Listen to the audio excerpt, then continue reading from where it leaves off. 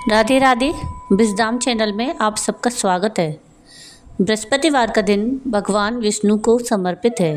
कहते हैं कि जो व्यक्ति हर गुरुवार भगवान विष्णु की पूजा करता है और गुरुवार की कथा सुनता है गुरु बृहस्पति की, और भगवान विष्णु की कृपा से उसकी सभी परेशानियां दूर हो जाती हैं।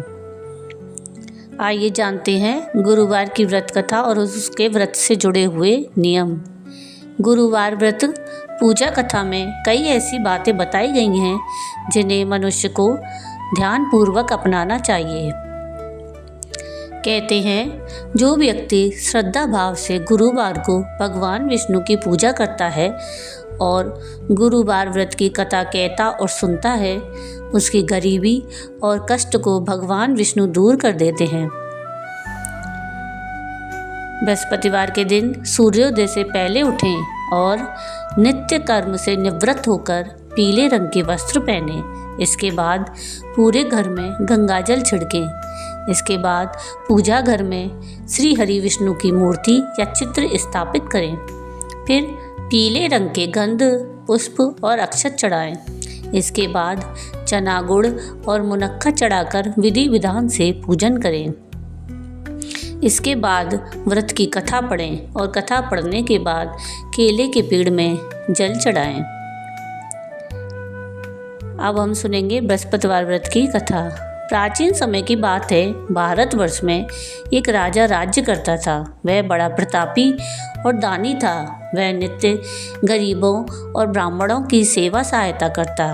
प्रतिदिन मंदिर में भगवान दर्शन करने जाता, लेकिन यह बात उसकी रानी को अच्छी नहीं लगती थी। वह ना तो पूजन करती और ना ही दान करने में उसका मन लगता। एक दिन राजा शिकार खेलने वन को गए तो रानी और दासी महल में अकेली थी। उसी समय बृहस्पति देव साधु वेश में राजा के महल में भिक्षा के लिए गए और भिक्षा मांगी तो रानी ने भिक्षा देने से मना कर दिया। रानी ने कहा कि हे साधु महाराज, मैं तो दान पुण्य से तंग आ गई हूँ। इस कार्य के लिए मेरे पतिदेव ही बहुत हैं। अब आप ऐसी कृपा करें कि सारा धन नष्ट हो जाए और मैं आराम से रह सकूं। साधु ने कहा, देवी तुम तो बड़ी अजीब हो। धन और संतान से कौन दुखी होता है? इसकी तो सभी कामना करते हैं। पापी भी पुत्र और धन की इच्छा करते हैं। अगर तुम्हारे पास अधिक धन है तो भूखे मनुष्यों को भोजन कराओ, प्याऊ लगवाओ, ब्राह्मणों को दान दो, कुआं, तालाब, बावड़ी, बाग बगीचे आदि का निर्माण करवाओ, मंदिर, पाठशाला, धर्मशाला बनवाकर दान दो, निर्धनों की कुंवारी कन्याओं का विवाह कराओ, साथ ही यज्ञ आदि कर्म करो। अपने धन को शुभ कार्यों में खर्च करो। ऐसा करने से तुम्हारा नाम परलोक में सार्थक होगा एवं तुम्हें स्वर्ग की प्राप्ति होगी। लेकिन रानी पर उसके उपदेश का कोई प्रभाव ना पड़ा। वह बोली, महाराज मुझे ऐसे धन की आवश्यकता नहीं जिसको मैं अन्य लोगों को दान दूं, जिसको रखने और संभालने में ही मेरा सारा समय नष्ट हो जाए। अब आप ऐसी कृपा करें कि सारा धन नष्ट हो जाए और मैं आराम से रह सकूं। साधु ने उत्तर दिया, यदि तुम्हारी ऐसी इच्छा है तो जैसा मैं तुम्हें बताता हूँ तुम वैसा ही करना। बृहस्पतिवार को घर को गोबर से लीपना, अपने केशों को पीली मिट्टी से धोना। राजा से कहना वह बृहस्पतिवार को हजामत बनवाए। भोजन में मांस मदिरा खाना और कपड़े धोबी के यहाँ धुलने डालना। ऐसा करने से 7 बृहस्पतिवार में ही आपका सारा धन नष्ट हो जाएगा। इतना कहकर वे साधु महाराज वहाँ से अंतर्ध्यान हो गए। इसके बाद रानी ने वैसा ही किया जो साधु ने बताया। 3 बृहस्पतिवार ही बीते कि उनका सारा धन संपत्ति नष्ट हो गई और भोजन के लिए राजा रानी तरसने लगे। तब एक दिन राजा ने रानी से कहा कि तुम यहाँ पर रहो, मैं दूसरे देश में चाकरी के लिए चला जाऊँ, क्योंकि यहाँ पर मुझे सभी मनुष्य जानते हैं, इसलिए कोई कार्य नहीं कर सकता। देश चोरी परदेश भीख बराबर है। ऐसा कहकर राजा परदेश चला गया वहाँ जंगल को जाता और लकड़ी काट कर लाता और शहर में बेचता। इस तरह जीवन व्यतीत करने लगा। इधर राजा के बिना रानी और दासी दुखी रहने लगी। किसी दिन भोजन मिलता और किसी दिन जल पीकर ही रह जाती। एक समय जब रानी और दासियों को 7 दिन बिना भोजन के रहना पड़ा तो रानी ने अपनी दासी से कहा, हे दासी, पास के नगर में मेरी बहन रहती है, वह बड़ी धनवान है, तो उसके पास जा और 5 सेर बेजड़ मांग कर लिया ताकि कुछ समय के लिए थोड़ी बहुत गुजर बसर हो जाए। दासी रानी की बहन के पास गई। उस दिन बृहस्पतिवार था। रानी की बहन उस समय बृहस्पतिवार की कथा सुन रही थी। दासी ने रानी की बहन को अपनी रानी का संदेश दिया, लेकिन रानी की बहन ने कोई उत्तर नहीं दिया। जब दासी को रानी की बहन से कोई उत्तर नहीं मिला तो वह बहुत दुखी हुई। उसे क्रोध भी आया। दासी ने वापस आकर रानी को सारी बात बता दी। सुनकर रानी ने कहा कि है वह दासी, इसमें कोई दोष नहीं। जब बुरे दिन आते हैं तब कोई सहारा नहीं। अच्छे बुरे का पता विपत्ति में ही लगता है। जो ईश्वर की इच्छा होगी वही होगा। यही सब हमारे भाग्य का दोष है। यह सब कहकर रानी ने अपने भाग्य को कोसा। उधर रानी की बहन ने सोचा कि मेरी बहन की दासी आई थी, लेकिन मैं उससे नहीं बोली, इससे वह बहुत दुखी हुई होगी। कथा सुनकर और पूजन समाप्त कर वह अपनी बहन के घर गई और कहने लगी, हे बहन, मैं बृहस्पतिवार का व्रत कर रही थी। तुम्हारी दासी गई, लेकिन जब तक कथा होती है तब तक नहीं उठते और ना ही बोलते हैं, इसलिए मैं नहीं बोली। कहो दासी क्यों गई थी? तब रानी बोली, बहन, हमारे घर अनाज नहीं था। ऐसा कहते कहते रानी की आंखें भर आईं।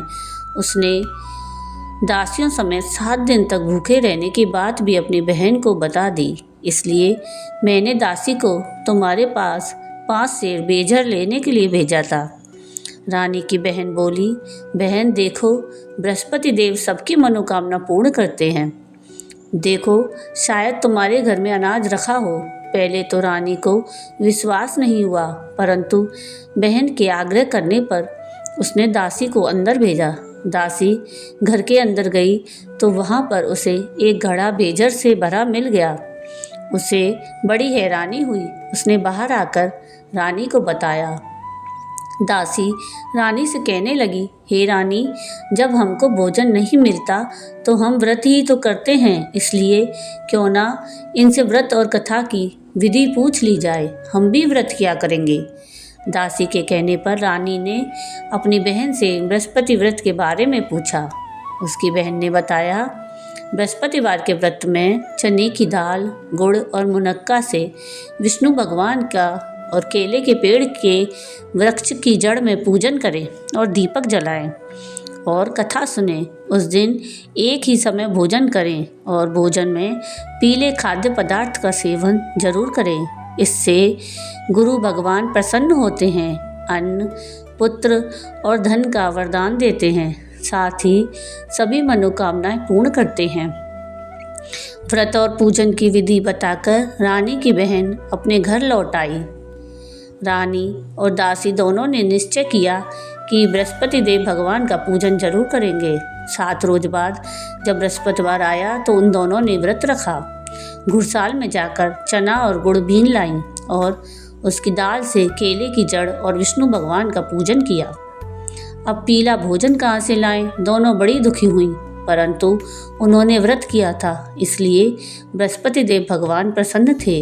एक साधारण व्यक्ति के रूप में वे 2 थालों में पीला भोजन लेकर आए और दासी को देकर बोले, हे दासी, यह भोजन तुम्हारे और तुम्हारी रानी के लिए है, इसे तुम दोनों ग्रहण करना।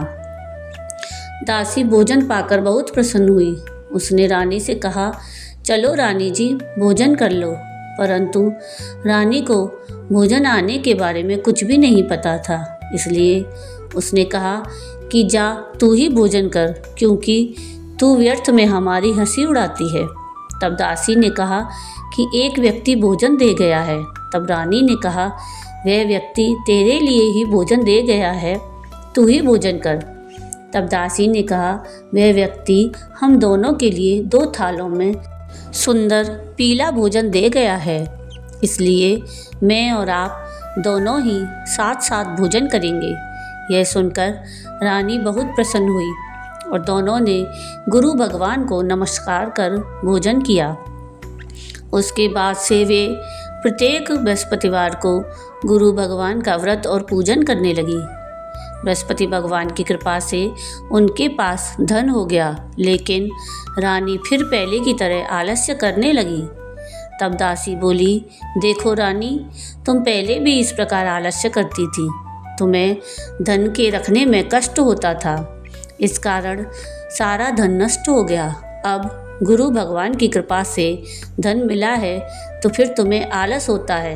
बड़ी मुसीबतों के बाद हमने यह धन पाया है, इसलिए हमें दान पुण्य करना चाहिए। अब तुम भूखे मनुष्यों को भोजन कराओ, प्याऊ लगवाओ, ब्राह्मणों को दान दो, कुआं, तालाब, बावड़ी और बाग बगीचे आदि का निर्माण कराओ, मंदिर, पाठशाला और धर्मशाला बनवा कर दान दो, निर्धनों की कुंवारी कन्याओं का विवाह कराओ, साथ ही यज्ञ आदि कर्म करो। अपने धन को शुभ कार्यों में खर्च करो, जिससे तुम्हारे कुल का यश बढ़े और स्वर्ग प्राप्त हो और पितृ प्रसन्न हो। दासी की बात मानकर रानी शुभ कर्म करने लगी, उसका यश फैलने लगा। एक दिन रानी और दासी आपस में विचार करने लगी कि ना जाने राजा किस दशा में होंगे, उनकी कोई खोज खबर भी नहीं है।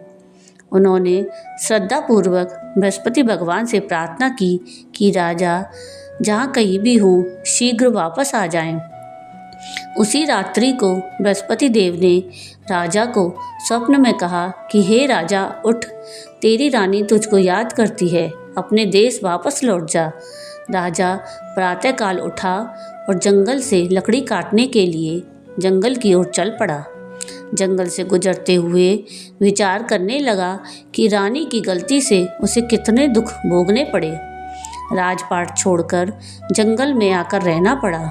जंगल से लकड़ी काटकर शहर में बेचकर गुजारा करना पड़ा और अपनी दशा को याद करके व्याकुल होने लगा।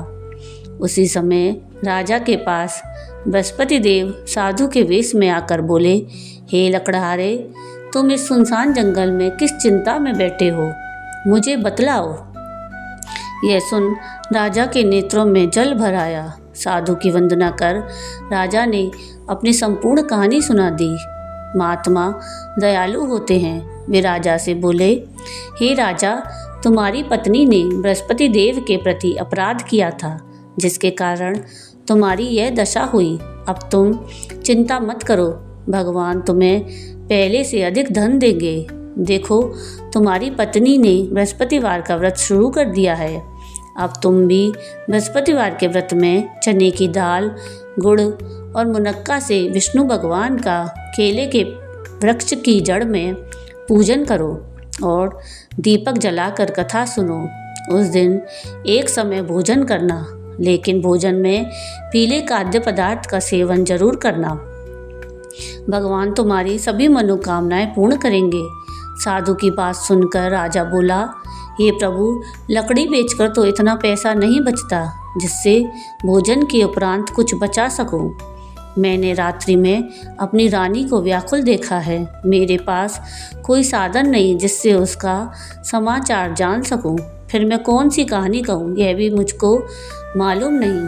साधु ने कहा, हे राजा, मन में बृहस्पति भगवान के पूजन व्रत का निश्चय करो, वे स्वयं तुम्हारे लिए कोई राह बना देंगे। बृहस्पतिवार के दिन तुम रोजाना की तरह लकड़ियाँ लेकर शहर में जाना। तुम्हें रोज से 2 गुना धन मिलेगा, जिससे तुम भली भांति भोजन कर लोगे और बृहस्पति देव की पूजा का सामान भी आ जाएगा। राजा ने ऐसा ही किया। उसको मनवांछित फल की प्राप्ति हो गई। इस प्रकार जो भी यह कथा पढ़ता या सुनता है, उसके सारे मनोरथ पूरे होते हैं। जय बृहस्पति देव की। तो ये थी बृहस्पतिवार व्रत की कथा। आपको ये कथा कैसी लगी मुझे कमेंट करके ज़रूर बताइएगा।